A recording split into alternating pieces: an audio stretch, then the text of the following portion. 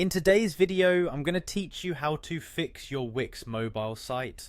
Whether you're just starting out or you've got some experience, it's always a good idea to make sure your mobile site is polished and functioning properly. With the number of people browsing on their phones, it's essential that your mobile site is just as impressive as your desktop version. Let's dive in and get that mobile site perfectly optimized. First things first, you'll want to open up the Wix website editor. You can do this by navigating to the Wix website and logging into your account. Once you're logged in, find the website you want to edit. Click on it to open the editor. This is where all the magic happens. In the editor, you'll notice several icons and menus, but don't worry, we'll break it down step by step so nothing's overwhelming. Once you're in the editor, the next step is to switch to the mobile view.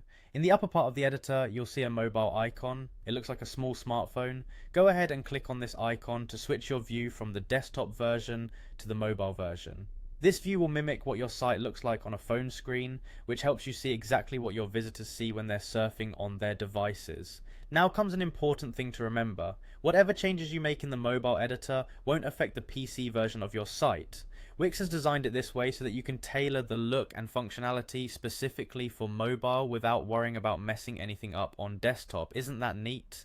This means you have a lot of flexibility to ensure your mobile site is user-friendly and visually appealing. While editing, keep an eye out for any elements that look out of place or don't function as expected. Perhaps there's text that looks too large or images that aren't displaying correctly. You might find buttons are too small or misaligned, making it hard for users to interact with your site. This is your opportunity to adjust these elements. You can move things around, resize text, or even hide certain elements if they aren't necessary on mobile. By making sure everything is in its right place, you ensure a smooth and pleasant mobile experience. Once you're satisfied with the adjustments, take a moment to preview your changes.